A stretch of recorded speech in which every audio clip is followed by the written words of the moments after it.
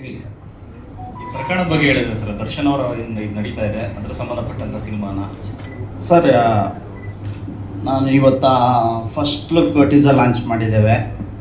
So ಇದರಲ್ಲಿ ಹೇಳ್ದಂಗೆ ನಾವು ಬೇಸ್ಡ್ ಆನ್ ಟ್ರೂ ಇವೆಂಟ್ಸ್, ಅಂದರೆ ಸಮಾಜದಲ್ಲಿ ನಡೆಯುತ್ತಿರುವಂತಹ ಅನೇಕ ಘಟನೆಗಳನ್ನ ತಗೊಂಡು ಈ ಒಂದು ಸಿನಿಮಾನ ಮಾಡಿದ್ದೀವಿ ಸರ್.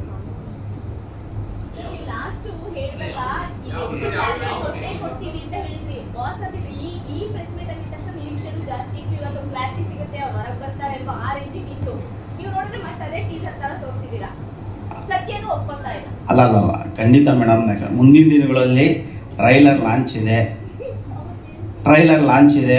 ಅವತ್ತು ಖಂಡಿತವಾಗ್ಲೂ ಸಂಕ್ಷಿಪ್ತವಾಗಿ ನಾವು ತಮಗೆ ಎಲ್ಲ ಮಾಹಿತಿಗಳನ್ನು ಕೊಡ್ತೀವಿ ಸರ್.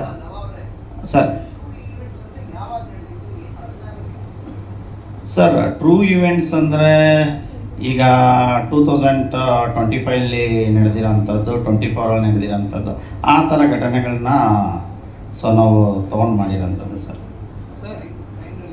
Crime related sir. ಲವ ಸರ್, ಲವ ಸರ್, ನೀವು ಹಿಂದೆನೋ ನಿಮ್ಮ ಕೆರಿಯರ್ ನೋಡಿದೀವಿ ನಾವು. ನೀವು ಆಯ್ಕೆ ಮಾಡ್ಕೊಳ್ಳೋ ಕಥಾವಸ್ತುಗಳು, ಶೀರ್ಷಿಕೆಗಳು ಎಲ್ಲ ಈಗ ಏನು ಸಮಾಜದಲ್ಲಿ ಘಟಿಸ್ತಾ ಇದೆ ಅದಕ್ಕೆಲ್ಲೋ ರೆಲೆವೆಂಟ್ ಆಗಿದೆ ಅಂತ ಅನ್ಸುತ್ತೆ ಮೇಲ್ನೋಟಕ್ಕೆ. ಇದು ನಿಮಗೆ ಉದ್ದೇಶಪೂರ್ವಕ ಅನ್ಸುತ್ತಾ ಅಥವಾ ಕೋಇನ್ಸಿಡೆನ್ಸಾ? ಇಲ್ಲ ಸರ್, ನಾನು ಒಬ್ಬ ವಕೀಲನಾಗಿ ಜೊತೆಗೆ ಡೈರೆಕ್ಟರ್ ಆಗಿ ನಾನು ಸಿನಿಮಾ ನಿರ್ದೇಶನ ಮಾಡಬೇಕಾದ್ರೆ ನನಗೆ ಸಮಾಜದಲ್ಲಿ ಏನು ಕಂಟೆಂಟ್ ಇರುತ್ತೆ ಆ ಕಂಟೆಂಟ್ ಮಾಡೋವಂಥ ಅಭಿರುಚಿ ನನ್ನಲ್ಲಿದೆ. ಸೊ ಅದನ್ನು ಇಟ್ಕೊಂಡು ನಾನು ಸಿನಿಮಾ ಮಾಡೋಕ್ಕೆ ಪ್ರಯತ್ನ ಪಡ್ತಾ ಇದ್ದೀನಿ ಸರ್. ಸೊ ಮುಂದಕ್ಕೂ ನಾನು ಕೂಡ ಕೆಲವು ಟ್ರೂ ಇವೆಂಟ್ಸ್ ಇಟ್ಕೊಂಡೆ ಸಿನಿಮಾ ಮಾಡ್ತೀನಿ ಸರ್. ಈ ಸಿನಿಮಾ ಮಾಡಬೇಕು ಅಂತ ಯಾಕಂದ್ರೆ ಸರ್, ಸಮಾಜದಲ್ಲಿ ಈ ಥರ ಘಟನೆಗಳು ನಡೆದಿರುತ್ತೆ.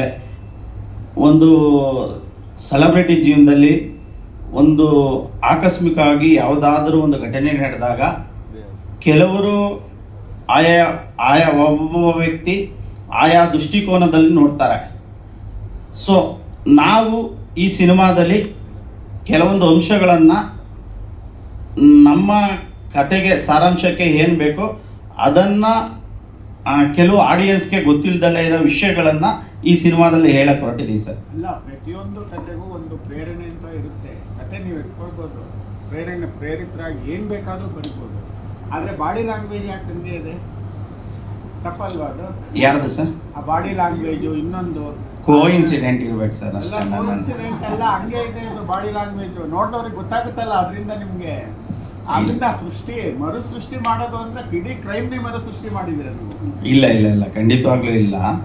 ಸೊ ತಮಗೆ ನಾನು ಟ್ರೈಲರ್ ತೋರಿಸಿದಾಗ ತಮಗೆ ಸ್ಪಷ್ಟವಾಗಿ ಗೊತ್ತಾಗುತ್ತೆ. ಇಲ್ಲ, ಇದು ಏನೋ ನೀವು ಋಷಭಾವತಿ ಕಾಲದೇನೆ ಕಾಣುತ್ತೆ.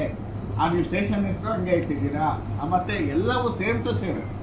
ನೀವು ಪ್ರೇರಿತರಾಗಿ ಬೇಡ ಅಂತ ಹೇಳೋದಿಲ್ಲ, ನಿಮ್ಮ ಕತೆ ನಿಮ್ಮ ಹಕ್ಕದು. ಅದನ್ನ ಬಿಟ್ಟು ಎಲ್ಲವನ್ನೂ ರಿಯಾಲಿಟಿ ಏನೋ ತರ್ತೀವಿ ಅಂತೇಳಿ ಹಂಗಂಗೆ ತಂದ್ಬಿಟ್ರೆ ಹೇಗೆ? ಸರಿನಾ ಅದು? ಸರ್, ರಿಯಾಲಿಟಿ ಇಲ್ಲಿ ಒಬ್ಬೊಬ್ಬ ವ್ಯಕ್ತಿಯ ಅಭಿರುಚಿ ಮತ್ತು ಒಬ್ಬೊಬ್ಬ ವ್ಯಕ್ತಿಯ ಕಾಲ್ಪನಿಕ ಬೇರೆ ಬೇರೆ ರೀತಿ ಇರುತ್ತೆ. ನಾನು ಮಾಡಿರೋದು ಒಂದು ಬೇಸ್ಡ್ ಆನ್ ಟ್ರೂ ಇವೆಂಟ್ಸ್ ಮೇಲೆ ಮಾಡಿದ್ದೇನೆ. ಇಲ್ಲಿ ಯಾವುದು ಟ್ರೂ ಇನ್ಸಿಡೆಂಟ್ಸೇ ಕ್ರೈಮ್ ಇನ್ಸಿಡೆಂಟ್ನ ನೀವು ಹಂಗಂಗೆ ಎತ್ಕೋದಾ ಅಂತ ಮೊದಲನೇ ಪ್ರಶ್ನೆ. ನೀವು ಹಂಗಂಗೆ ಎತ್ತಿಟ್ಬಿಟ್ರೆ ನೀವು ಪ್ರೇರಿತರಾಗಿ ನೀವು ಬೇರೆ ಕತೆ ಬರೀರಿ. ರಿಯಲ್ ಇನ್ಸಿಡೆಂಟ್ನ ರಿಯಲ್ ಆಗಿ ಮಾಡಿಬಿಟ್ರೆ ಸರ್, ಬಾಡಿ ಲ್ಯಾಂಗ್ವೇಜ್ ಕೂಡ ಹಂಗೆ. ಅಲ್ಲ, ತಾವು ದಯವಿಟ್ಟು ಸಿನಿಮಾದಲ್ಲಿ ನೋಡಿದಾಗ ತಮಗೆ ಸಂಕ್ಷಿಪ್ತವಾಗಿ ಗೊತ್ತಾಗುತ್ತೆ ಆ ಘಟನೆಗೆ ಸಂಬಂಧಪಟ್ಟಿದ್ಯಾ ಅಥವಾ ಇದು ಬೇರೆ ಕತೆನಾ ಅನ್ನೋದನ್ನು. ನಾವು ಒಂದು ಫಸ್ಟ್ ಲುಕ್ಕಲ್ಲೇ ಹೇಳಿ ತಾವು ದಯವಿಟ್ಟು ಏನು ಡಿಸೈಡ್ ಮಾಡಬೇಡಿ ಅಂತ ನಾನು ರಿಕ್ವೆಸ್ಟ್ ಮಾಡ್ಕೋತೀನಿ ಸರ್.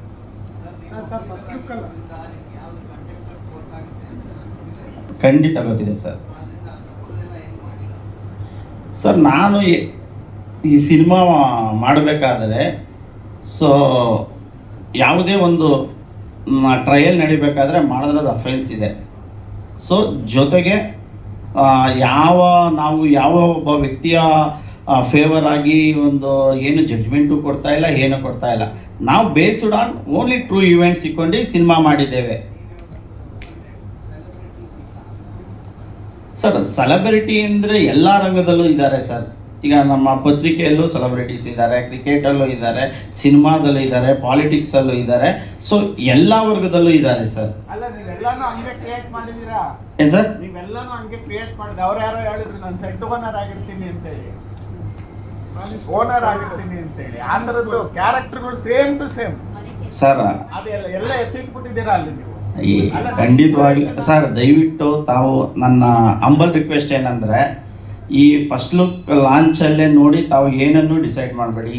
ಟ್ರೈಲರ್ ಇದೆ, ಇನ್ನು ಸಿನಿಮಾ ಇದೆ. ಅದೇ ಬಾಡಿ ಲ್ಯಾಂಗ್ವೇಜ್ ಏನ್ ಮಾಡೋಣ ಸರ್, ಅದು ಅಲ್ಲ ತುಂಬಾ ಅದನ್ನ ಸರ್ ಸರ್ ಅದು ಅಲ್ಲ ಅಲ್ಲ ಅಲ್ಲ ಅಲ್ಲ ಅವರು ಸರ್ ಇಲ್ಲಿ ಸರ್ ನಿಮ್ಮ ಬಾಸ್ ಸಿನಿಮಾ ಸರ್ ಇಲ್ಲಿ ಸರ್ ಲಾಸ್ಟ್ ಅಲ್ಲಿ ಸರ್ ಸರ್ ನಿಮ್ಮ ಬಾಸ್